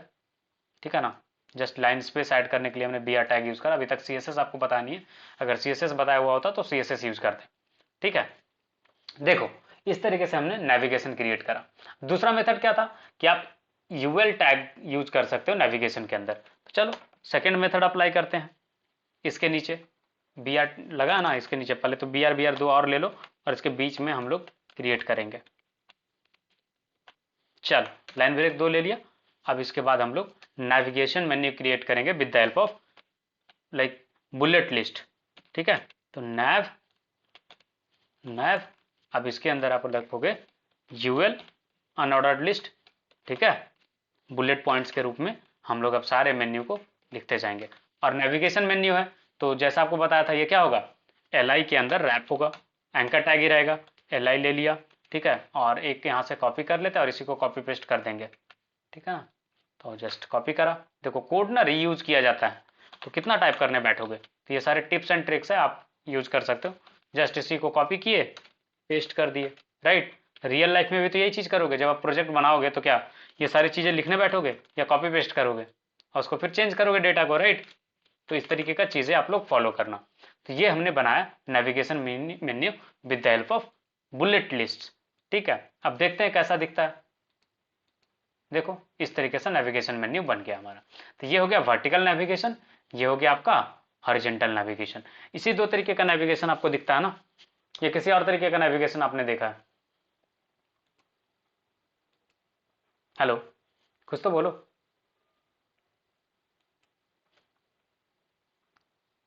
चलो, नेविगेशन के बाद जो नेक्स्ट हमें पढ़ना है वो है हमारा नेक्स्ट जो आज का टॉपिक है वो है लेबल एलिमेंट, ठीक है। लेबल एलिमेंट का क्या बताया था कि लेबल जो है वो यूजर को एक रेफरेंस देता है, ठीक है, कि क्या चीज उनको फिल आउट करना है, ठीक है। जब भी आप जैसे आपने चेकबॉक्स बनाया था या फिर रेडियो इनपुट डाला था या कोई भी इनपुट फील्ड आप क्रिएट करोगे, ठीक है, तो वहां पे यूजर को बताओगे ना कि कौन सा फील्ड आप उनसे एक्सपेक्ट कर रहे हो, what you are expecting from them, what they need to fill in that form. आपको नॉर्मली एक बैंक का एप्लीकेशन फॉर्म मिलता है, उसमें क्या होता है हर एक के ऊपर लेबल मेंशन किया होता है इनपुट फील्ड के ऊपर कि आपको क्या लिखने हैं, ठीक है, इंस्ट्रक्शंस मेंशन होते हैं। तो लेबल का काम भी वही होता है, ठीक है। तो लेबल कैसे यूज करते हैं कल भी आपको दिखाया था, फिर से एक बार दिखा दे रहा हूँ, ठीक है। तो कैसे फॉर्म एलिमेंट है हमारा, अब ये नेम का था, इसी के ऊपर अगर मुझे लेबल इनपुट के लिए दो तरीके का आप लेबल यूज कर सकते हो, एक डायरेक्टली लेबल, ठीक है। अब लेबल में क्या होता है कि आपको दो चीजें पास करनी होती हैं, ठीक है ना। पहला चीज क्या है, ये आप इसको इसके अंदर रैप कर लो, ठीक है। इसमें होता है फॉर, मतलब ये लेबल किनके लिए है, ये लेबल किसके लिए है, यहाँ पे नेम क्या है, नेम, तो आप यहाँ पे नेम पास करोगे। तो जो आप इनपुट फील्ड में नेम वाले एट्रीब्यूट में पास करते हो वही सेम वैल्यू आपको फॉर वाले में पास करना है, जिससे ये लेबल अटैच हो जाएगा किसके लिए, कि ये उस पर्टिकुलर इनपुट फील्ड के लिए ये लेवल है। अदरवाइज समझ में नहीं आएगा ना किस इनपुट फील्ड के लिए कौन सा लेवल है, राइट। अब देखो फुल नेम के पहले ये लेवल आ गया, यहाँ पे आपको फुल नेम फिल आउट करने हैं। उसी तरीके से हम नेक्स्ट वाले पे लेवल अप्लाई करते हैं, तो यहाँ पे डाला हमने लेवल, ठीक है, और यहाँ पे लिखा सेलेक्ट योर रेज्यूमे, ठीक है। अब यहाँ पे लेवल को क्लोज करा और इसमें फॉर में पास करा क्या, यहाँ पे हमने लिखा था फॉर नेम में फाइल, तो यहाँ पे भी फाइल पे सेव करेंगे और इसको रिफ्रेश करेंगे। अब आप देखो इसके लिए आ गया सेलेक्ट योर रेज्यूमे, ठीक है। तो इस तरीके से लेवल आपका अप्लाई होता है। और लेवल में आप एक पैरामीटर पास करते हो, एट्रीब्यूट पास यूज करते हो, वो है क्या, फॉर, कि किसके लिए वो लेवल है। नेक्स्ट है हमारा आउटपुट एलिमेंट। ये आउटपुट एलिमेंट हम तब यूज करते हैं ना जब हम लाइक जावास्क्रिप्ट फंक्शनलिटी के हेल्प से लाइक फॉर्म को प्रोसेस उसी पेज पे कर देते हैं, तब जाकर के ये चीज यूज करते हैं, ठीक है। और ये सिंपल सा कैलकुलेशन होता है, ज़्यादा कॉम्प्लिकेटेड वाला चीज़ नहीं होता है, और हमें आउटपुट दिखाने होते हैं तो उस चीज़ के लिए हम ये यूज करते हैं, ठीक है। आपको एग्जाम्पल मैं दिखाता हूँ कि कैसे ये आउटपुट एलिमेंट काम करता है, ठीक है ना। तो आउटपुट एलिमेंट जो है हमारा वो बेसिकली क्या बोला मैंने कि नॉर्मली आप जावास्क्रिप्ट के हेल्प से प्रोसेसिंग करोगे और ये उसके लिए काम करेगा, ठीक है। तो आपको एक फॉर्म बनाना होगा पहले और उसके बाद फिर ये चीज़ प्रोसेस कर पाओगे, ठीक है। तो हम इसका देखते हैं और क्रिएट करते हैं। चलिए, तो हम एक फ्रेश फॉर्म बनाएंगे, तो एक नया फाइल ले लो आप, न्यू फाइल, और इसको सेव कर लो आउटपुट डॉट HTML करके, ठीक है ना। ये बहुत कम यूज होता है, ज़्यादा यूज में आता नहीं है आउटपुट, ठीक है। बेसिकली जब फॉर्म सबमिशन होता है ना तो उसका जो आउटपुट आता है वो दिखाने के लिए हम लोग इसको करते हैं। फुल स्टैक डेवलपर, ठीक है। बॉडी में लाइक हम क्या करेंगे, एक फॉर्म एलिमेंट क्रिएट करेंगे, ठीक है। फॉर्म एलिमेंट क्रिएट करने के बाद अब उसमें सारे पैरामीटर्स हम लोग पास करेंगे। तो पहला चीज़ क्या है, हम लोग इसमें यूज कर लेंगे लाइक आईडी जिससे कि हेल्प से हम जावास्क्रिप्ट का प्रोसेसिंग कर पाएंगे। तो आईडी सपोज हमने रखा है HSR, ठीक है। फिर है हमारा नेम, नेम भी हमने रखा लाइक HSR, ये कुछ भी आप नेमिंग रख सकते हो, ये आपके ऊपर है।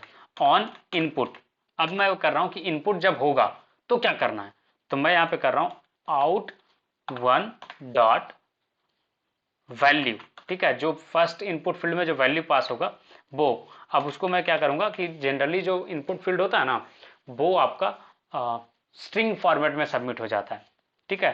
तो वो वैल्यू में ही रहे, इसके लिए मैं क्या करूंगा कि उसमें अगर फ्लोट वैल्यू भी अगर कोई पास कर रहा है तो इंटीजर में रहे, उसके लिए मैं कर रहा हूँ ये, ठीक है। तो पार्स इंट से क्या होता है कि पार्स होता है आपका इंटीजर फॉर्मेट में चेंज होता है, जैसे आप कोई भी अदर प्रोग्रामिंग लैंग्वेज में चेंज करते थे ना वेरिएबल का लाइक डेटा टाइप, तो वही हम चेंज कर रहे हैं।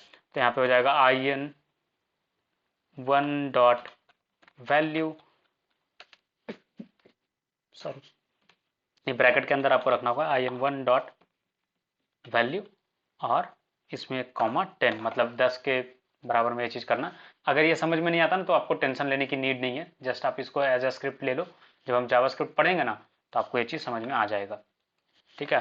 प्लस पेस्ट कर दो, यहाँ पे हो जाएगा in2, ठीक है। जस्ट क्या करा, दो इनपुट से ना दो फॉर्म को लिए, दो डेटा को लिया और दोनों को जोड़ा है जस्ट, और कुछ भी नहीं करा, ठीक है। अब यहाँ पे हम लोग क्रिएट करेंगे एक फॉर्म, ठीक है। तो फॉर्म में क्या क्रिएट करेंगे, लेबल सबसे पहला चीज़, और ये हो जाएगा फॉर, और फॉर में क्या लिखते हैं हम लोग, जो नेम में पास करते हैं, तो नेम हमने क्या रखा है पहला का in1 फर्स्ट इनपुट का, ठीक है। अब इसमें लेबल यहाँ पे लिखेंगे इनपुट 1, ऑलराइट, ये हमारा लेवल हो गया। लेवल के बाद हम यहाँ पे इनपुट फील्ड बनाएंगे, और इनपुट फील्ड में हम लोग क्या रखेंगे, टाइप, हमें नंबर इनपुट चाहिए सो नंबर हो जाएगा, ठीक है। फिर आईडी इसका रखेंगे, आईडी हो जाएगा in1, फिर इसका नेम, नेम इंपॉर्टेंट है क्योंकि नेम से ही हम टारगेट करते हैं ना, सो नेम हो गया। नेम के बाद इसमें रखेंगे वैल्यू, बाय डिफॉल्ट हमें रखना है 0, सो ये वैल्यू करके हमने पास कर दिया कि बाय डिफॉल्ट इसमें आ जाए, ठीक है। इसी सेम तरीके से हम दूसरा इनपुट फील्ड बनाएंगे, तो दूसरा इनपुट फील्ड के लिए मुझे नए लाइन में चाहिए, तो मैं क्या करूंगा br, इससे क्या होगा, नया लाइन में क्रिएट हो जाएगा। in1 जहां जहां था अब उसको in2 में कन्वर्ट कर दूंगा क्योंकि सेकंड इनपुट चाहिए हमें, राइट। अब यहाँ पे in2 हो जाएगा, ये नेम भी हमारा in2 हो जाएगा, ठीक है। वैल्यू नेक्स्ट वाले में फिर से हमें 0 रखना है, ये हो गया हमारा फॉर्म, ठीक है। अब जैसे जैसे इनपुट जाएगा वैसे वैसे ये ऑन इनपुट इसलिए डाला कि लाइक इसमें बटन हम यूज नहीं करेंगे, ठीक है। बिना बटन के फॉर्म जैसे जैसे लाइव में डेटा चेंज होता ना उस तरीके का ये काम करेगा, ठीक है। अब ये तो हो गया हमारा फॉर्म, फॉर्म सबमिट हो गया, ठीक है। अब यहाँ पे आउटपुट हम दिखाएंगे आउटपुट वाले सेक्शन पे, ठीक है। अब यहाँ पे हम ले रहे हैं आउटपुट, और ये आउटपुट टैग है जहाँ पे हम आउटपुट डिस्प्ले करेंगे। अब नेम इसका क्या हो जाएगा, out1, देखो यहाँ पे हमने इसको इसी चीज से टैग करा था ना, तो out1 हमें रखना होगा इसका नेम, नेम हो गया। अब है इसमें फॉर, तो ये किसके लिए आउटपुट है जो बताओ, ये in1 और in2 के लिए आउटपुट है ना, तो आप यहाँ पे पास करोगे in1 in2, इस तरीके से आप पास करोगे यहाँ पे इसका फॉर्म में किसके लिए ये चीज है। अब फॉर्म करके एक एट्रीब्यूट इसमें एक्सेप्ट होता है कि किस फॉर्म के लिए आप इसमें आउटपुट डिस्प्ले करना चाहते हो, तो मुझे किसके लिए करना है, फॉर्म 1 के लिए, सॉरी HSR के लिए, हमने फॉर्म नेम क्या रखा है HSR, तो HSR यहाँ पे पास करा, ठीक है। अब आउटपुट जो है बाय डिफॉल्ट 0 रखा है, और इसमें भी आप चाहो तो लेबल पास कर सकते हो, तो लेबल हमने सपोज रखा है इसका आउटपुट, ठीक है। आउटपुट करके लेबल रखा, इसमें पास करेंगे फॉर, तो फॉर में हो जाएगा नेम, तो ये है out1, और इसमें लेबल यहाँ पे क्लोज कर देंगे। तो ये हमारा बन करके रेडी हुआ। जब हम इसको ओपन इन ब्राउजर करेंगे तो आपको इस तरीके का कुछ चीज़ें देखने को मिलेगी, ठीक है। अब इसमें जैसे जैसे नंबर हम बढ़ाते जाएंगे, देखो ये चेंज होते जाएगा, दोनों का सम होते जाएगा, दोनों नंबर में जो भी इनपुट आप डालते जाओगे वो आपका लाइव चेंज होते जाएगा, ठीक है। 5 यहाँ पे हो गया 10, राइट, तो ये 15 हो गया। अब सोचो ये चीज़ कहाँ पे यूज होगा, अब जब आप शॉपिंग कार्ट में किसी भी ई कॉमर्स साइट पे शॉपिंग कार्ट में क्वांटिटी बढ़ाते हो, तो बाय डिफॉल्ट वहां पे अमाउंट जो आपको पे करने होते हैं वो चेंज होता है या नहीं होता लाइव, कि आपको पेज रिफ्रेश करना पड़ता है? याद करो क्या होता है। फ्लिपकार्ट का मैं दिखाता हूं आपको, जैसे जैसे हम क्वांटिटी बढ़ाते हैं अपने शॉपिंग कार्ट में, क्या होता है, वैसे वैसे प्राइसिंग चेंज होती है, राइट। मैं जैसे अप्लायंस में गया, कोई भी चीज़ ऐड टू कार्ट करता हूँ, आई होप लॉगिन नहीं करने बोले, ठीक है।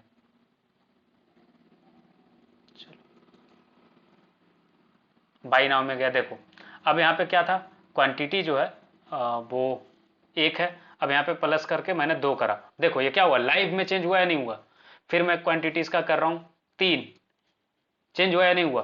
तो उसी तरीके से अगर आप इस तरीके का इनपुट बनाते हो और ये आप विजिबल रखते हो, ठीक है, और आप क्या करते हो कि ये प्लस हो रहा था ना, इसको आप कर दो मल्टीप्लाई, ठीक है। अब पार्स इन 2 में सपोज हमने एक फ्रिज का इसी पर्टिकुलर प्रोडक्ट का मैं वैल्यू पास करके आपको दिखा रहा हूं कैसे इसको आप यूज में लेके आ सकते हो, ठीक है। इसका यूजेस दिखा रहा हूं, तो आपको अगर नहीं समझ में आए तो कंफ्यूज नहीं होना, कहां पे यूज होता है वो जस्ट आपको दिखा रहा हूं।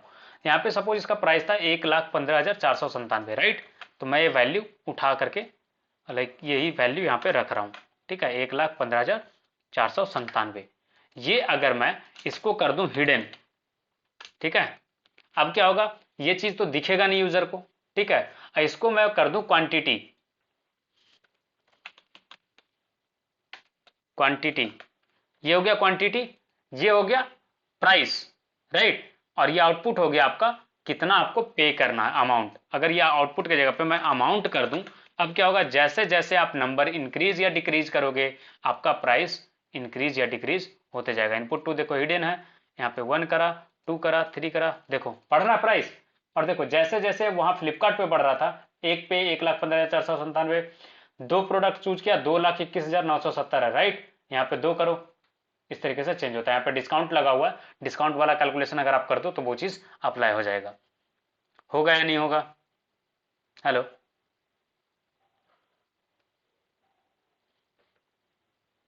क्लियर है या नहीं है, जो बताओ। हेलो, तो आपको समझ में आया इस तरीके का यूज कहां पे आएगा, आउटपुट वाला टैग।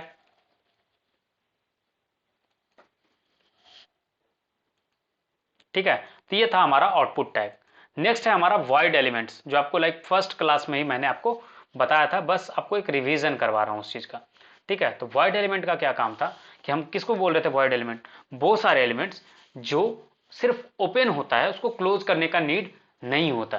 ठीक है, तो आप इसको गो थ्रू कर लेना कि कौन कौन से टैग हैं जो सिर्फ ओपन होते क्लोज नहीं होते। जैसे एरिया है, बेस है, बी आर है, लाइन ब्रेक के लिए यूज करते हैं, कोल है जो कॉलम के लिए यूज करते हैं, ठीक है, जो अब यूज नहीं होता, डेप्रिसिएटेड इसलिए मेंशन किया हुआ क्योंकि अब यूज नहीं होता है, अब वहां पे टीडी ही काम चल जाता है, कोल करके। अब पहले HTML 5th वर्जन के पहले था ये सारी चीजें, अब नहीं है।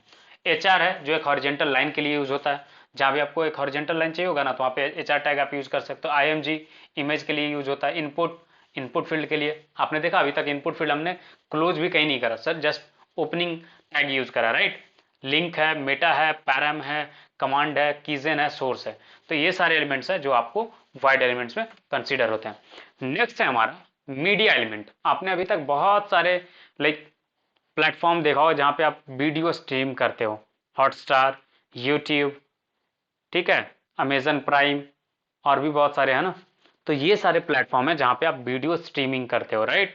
आप वहां पे वीडियोस देखते हो, तो वो वीडियो आता कहां से है, नेटफ्लिक्स है, वहां पे वीडियो आप देखते कैसे हो, राइट, सोच रहे हो। वो नेटफ्लिक्स आपको वीडियो दिखा कैसे रहा वेब पे, तो वो चीज आप आज सीखोगे कि कैसे आप एक वीडियो और ऑडियो को इंबेड कर सकते हो अपने वेबसाइट पे, कैसे दिखा सकते हो, ठीक है। तो पहला इसमें एट्रीब्यूट सारे सीखते हैं कि एट्रीब्यूट में क्या होता है। पहला एट्रीब्यूट है बिड्थ। बिड्थ में क्या होता है, कितना पिक्सल बिड्थ रखना है वीडियो का ब्राउजर का, ठीक है ना। वीडियो का जो विंडो होगा ना, कितना में दिखेगा वो चीज। हाइट, कितना हाइट में आपको रखने हैं। सोर्स, ये दिखाएगा आपको ऑडियो और वीडियो फाइल का सोर्स कहाँ पे है, वो चीज आप इससे अटैच करोगे। ट्रैक, ये डिफाइन करेगा कि मीडिया एलिमेंट का ट्रैक कहाँ पे है, लाइक ऑडियो के लिए बेसिकली ये यूज होता है।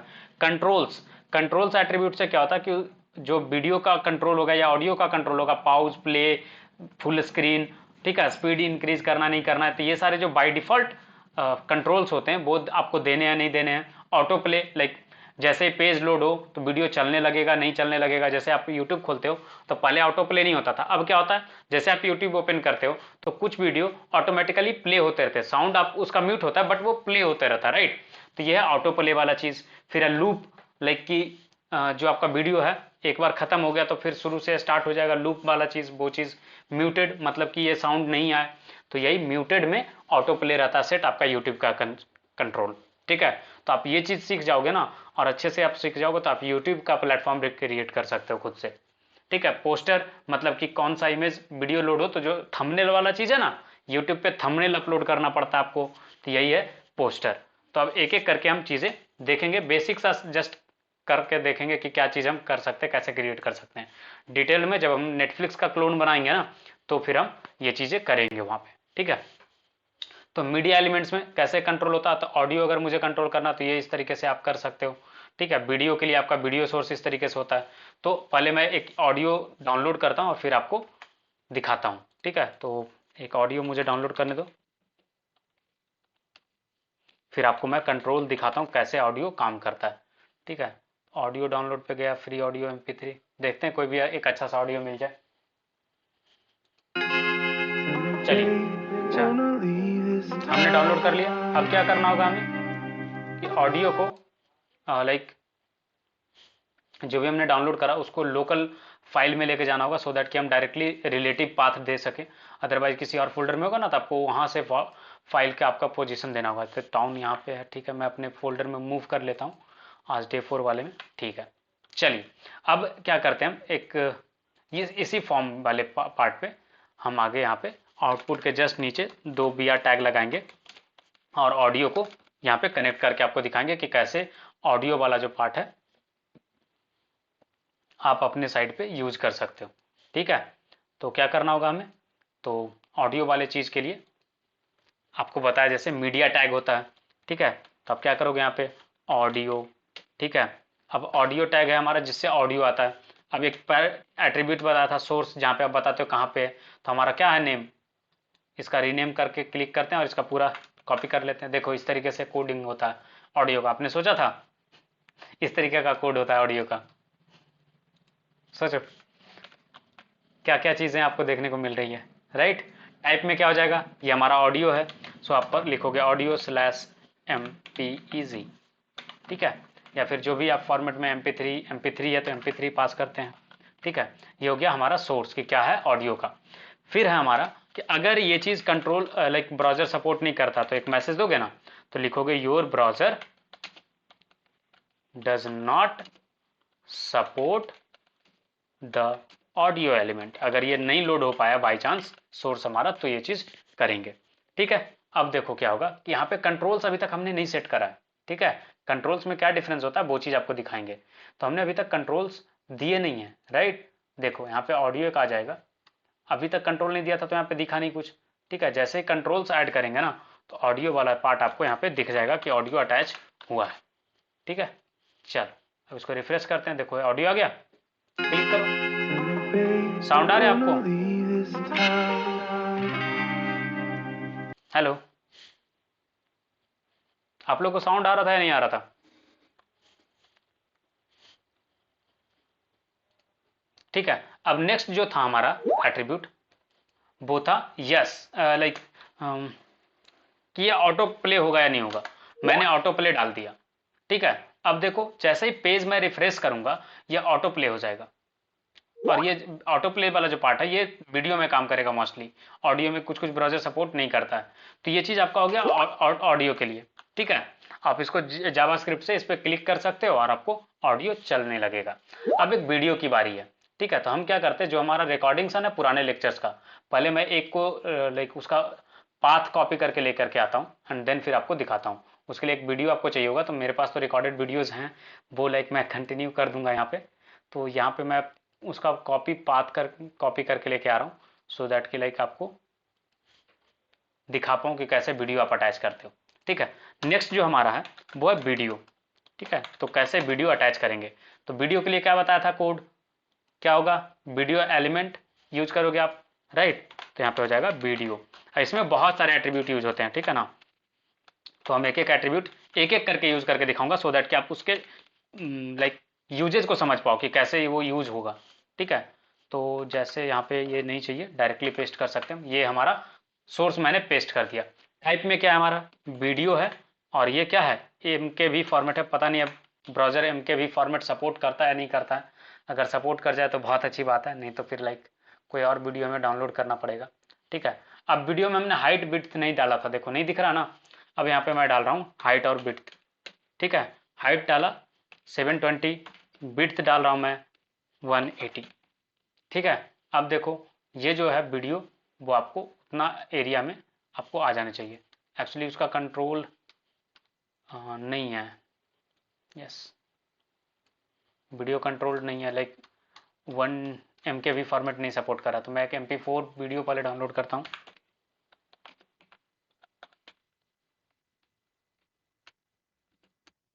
ठीक है, सो दैट कि लाइक आपको दिखा पाऊँ कि कैसे वो चीज़ें काम करती हैं।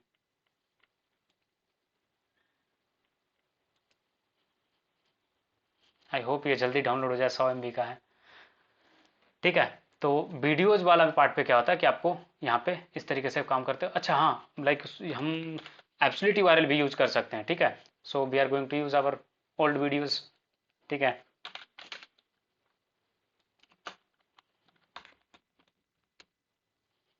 तो हम अपने ओल्ड वीडियो को यहाँ पे लिंक कर देंगे। ऐसा जरूरी नहीं कि लाइक जो हमने अभी चाहिए होगा रिलेटिव के जगह पे आप एब्सोल्यूट URL भी यूज कर सकते हो। तो वही करेंगे हम, एब्सोल्यूट URL यहाँ से कॉपी करेंगे।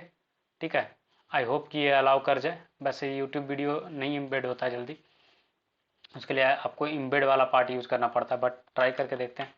सेव करा हमने और रिफ्रेश करते हैं। ठीक है, तो ये चीज़ आई गेस बड़ा सा है, तो MKV को कर देते हैं MP4।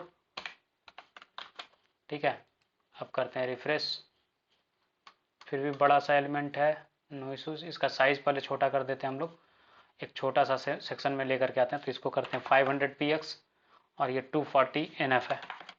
Alright, so let's see, अगर नहीं होगा तो ये MP4 वीडियो हम अटैच करेंगे और फिर उसको ईजिली हम देख सकते हैं। ठीक है, ये नहीं आ रहा है, तो हम video.mp4 जो डाउनलोड किया ना, इसका प्रॉपर्टी से हम लाइक कॉपी कर लेते हैं पाथ, और इसको आपको इंक्लूड करके दिखाता हूँ। आप इनफैक्ट ना वेबसाइट पे अपना बैकग्राउंड में वीडियो यूज कर सकते हो। ठीक है,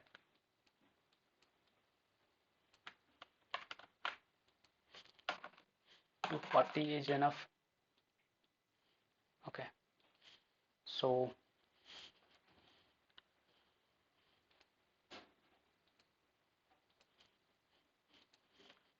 देखो आ गया, वीडियो हमारा आ गया। अब देखो अभी तक हमने कंट्रोल्स नहीं दिया, तो ये कंट्रोल इसका नहीं आया, राइट। पहले इसको छोटा कर लो यार, काफ़ी बड़ा दिख रहा है मुझे।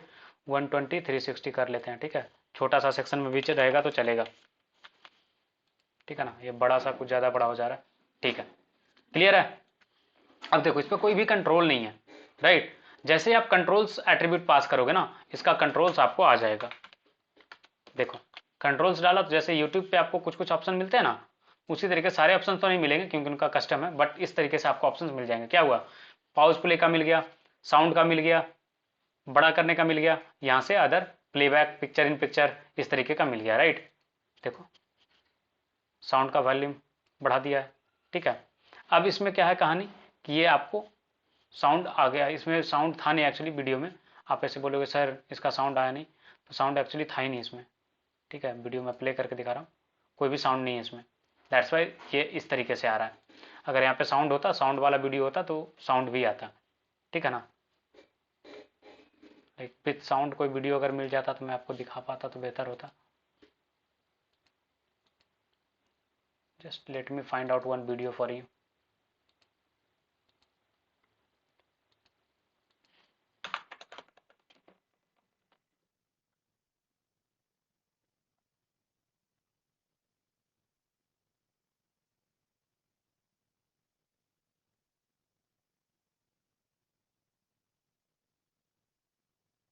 पहले एक बार चेक कर लेते कि लाइक साउंड है इसमें, नहीं है, फिर पता चला यस इसमें साउंड है। इसको मैं डाउनलोड कर रहा हूँ एंड देन फिर आपको दिखा रहा हूँ कि लाइक ये कैसे काम करता है। आई होप ये जल्दी डाउनलोड हो जाए, 26 MB है। ठीक है, मीनवाइल आपको समझ में आया ना कंट्रोल से क्या होता है। कंट्रोल के बाद क्या होगा, म्यूटेड। म्यूटेड में क्या होगा ना, इस पर आपको सिंबल दिखेगा कि क्रॉस सिंबल लग गया। ठीक है, वो चीज़ आपको दिखाता हूँ। कंट्रोल्स के बाद म्यूटेड, म्यूटेड में क्या हुआ, वहाँ पे क्रॉस सिंबल लग जाएगा। ठीक है, जब तक डाउनलोड होता है तब तक ये सारी चीज़ें हम लोग देख लेते हैं। देखो क्रॉस सिंबल लग गया ऑटोमेटिकली। ऑटो प्ले में क्या होगा, वीडियो और खुद ब खुद चलने लगेगा। ठीक है, सेव करा, रिफ्रेश कर रहे हैं, देखो वीडियो ऑटोमेटिकली चलने लगेगा। मैंने कुछ भी नहीं करा, देखो मेरा कर्सर सबसे ऊपर है। ठीक है, ऑटो प्ले हो रहा, ठीक है ना। तो ऑटो प्ले का ये चीज़ काम आता है। क्लियर है। अब है लूप। लूप से क्या होगा ना कि जब वीडियो एंड हो जाएगा तो फिर से स्टार्ट हो जाएगा। तो ये लूप वाला पैरामीटर से वो चीज़ होगा। फिर था आपका ट्रैक। ट्रैक से आप लाइक मल्टीपल ट्रैक, साउंड का अलग है, वीडियो का अलग है, तो वो उस तरीके से आप कर सकते हो। म्यूटेड से समझ में आ गया आपको। पोस्टर में लाइक आप एक इमेज असाइन कर सकते हो। तो इस तरीके से आप चीज़ें वीडियो का कर सकते हो। वीडियो का जो साउंड वाला है हमारा डाउनलोड हो गया, तो मैं उसका, अच्छा अभी डाउनलोड हो रहा है, सॉरी डाउनलोड हुआ नहीं है। सो आई होप ये डाउनलोड हो जाए एक बार, देन यस हो गया download. So in folder, okay यहाँ पे, so copy as path and then we are going to replace just the link है। ठीक है, रिप्लेस कर दिया। अब देखो आपका म्यूटेड है बाय डिफ़ॉल्ट, तो वो बाय डिफ़ॉल्ट म्यूटेड रहेगा वहाँ पे, बट वीडियो यहाँ पे चेंज हो चुका होगा। ठीक है, अब जैसे यहाँ से मैं हटाऊंगा आपको आवाज़ आना स्टार्ट हो गया होगा। राइट, हमने लूप सेट करके रखा, तो जस्ट 38 सेकंड आप वेट करो, देखो ये ऑटोमेटिकली जीरो से फिर से स्टार्ट हो जाएगा। मैं कर्सर हटा दे रहा हूँ। ठीक है, फॉर योर एश्योरिटी ये 38 सेकंड के बाद वापस से ये स्टार्ट हो जाएगा।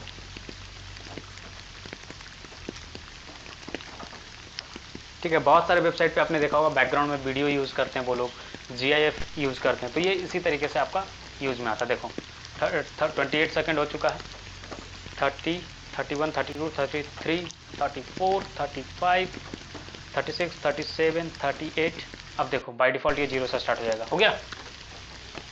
ठीक है, तो इस तरीके से वीडियो एलिमेंट्स काम करते हैं। सो आज का सेशन यहीं तक। ठीक है, कल हमारा एक डाउट सेशन होगा दिन में। ठीक है ना, वो होगा मोस्टली आपका 1 PM से 3 PM तक। ठीक है, जिनको भी डाउट्स है सिर्फ वो कनेक्ट कर सकते हैं। आपके लिए सेशन ओपन रहेगा, आप आओ कनेक्ट करो, जो भी आपके डाउट्स है पूछो। ठीक है, फिर कल रात 9 बजे आपके लिए एक क्यूज़ है 30 मिनट्स का, 30 मिनट्स 30 क्वेश्चंस, 50 मार्क्स का टोटल। ठीक है ना, तो that's it. Thank you guys for joining. I hope आपने आज कुछ नया सीखा हो। आप लोग कुछ नया सीखे या फिर आप अभी तक पुराना ही पे ही हो। ऐसा हुआ अभी तक कि लाइक आपने 4 क्लास में, आपको क्या लगता है आपने कितना कुछ नया सीखा, जस्ट फॉर द फीडबैक। 10%, 20%, कुछ भी, लाइक कुछ नया आपने सीखा हो तो just you can write in the chat.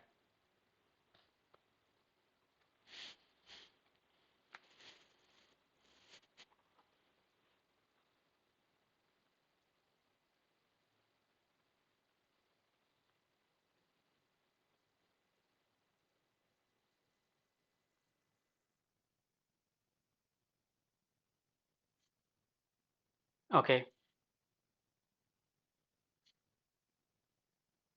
Okay, thank you guys, good night.